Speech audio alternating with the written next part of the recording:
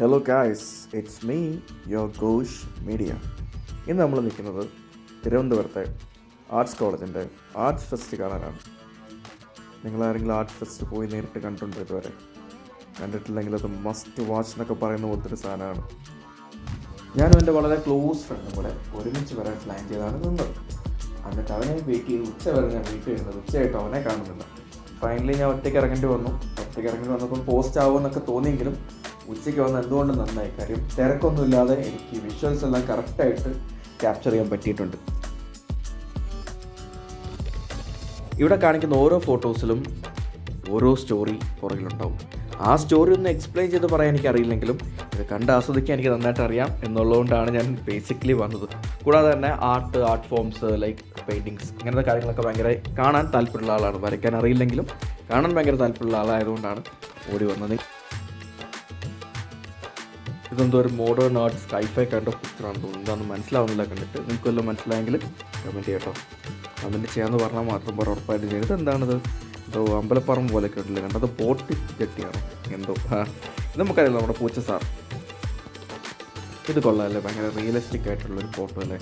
നല്ല രസമുണ്ട് കാണാൻ.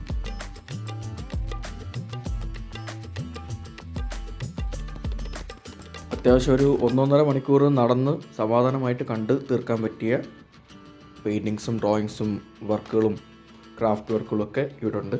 അപ്പോൾ എല്ലാവരും വന്ന് കാണേണ്ട ഒരു സാധനം തന്നെയാണ്.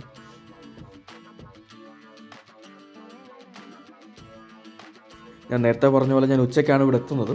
ഉച്ചയ്ക്ക് എത്തിയെങ്കിലും അകത്ത് കയറിയിട്ടൊരു ചൂടുമില്ല, ഒന്നുമില്ല. നല്ല കാം ക്വൈറ്റ് ക്ലൈമറ്റ് വൈസ് ആണെങ്കിൽ നല്ല കൂൾ ക്ലൈമറ്റ് ഉള്ളൊരു ഹോളിലാണ് ഇതെല്ലാം സെറ്റ് ചെയ്ത് വെച്ചേക്കുന്നത്. അതിൻ്റെതായ എന്താ പറയുക, നമുക്ക് ഭയങ്കര കാം ആൻഡ് ക്വൈറ്റായിട്ട് കണ്ട് എക്സ്പീരിയൻസ് ചെയ്ത് പോകാൻ പറ്റുന്നൊരു പരിപാടി തന്നെയാണിത്.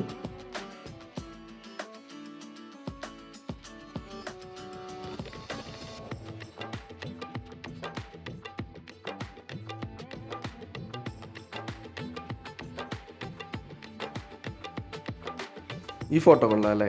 ഒരു വള്ളം താഴെ എന്താണ്, തിരമാലയാണോ അതോ പാമ്പാണോ? എന്താണിത്? കണ്ടിട്ട് മനസ്സിലാവുന്നില്ല. എന്നാലും എന്തൊക്കെയോ മോഡേൺ ആർട്ടുകളാണ് വരച്ചേക്കുന്നത്. ഇത് പിന്നെ നമുക്കറിയാം, ബിൽഡിങ്ങും മരവും ഒക്കെ ആയിട്ട് കൊള്ളാം. ഇത് കുറേ എന്തൊക്കെയോ ആ താഴെ നമ്മുടെ രംഗണ്ണനെ പോലെ ഉണ്ടല്ലോ ഒരു പടം കണ്ട്.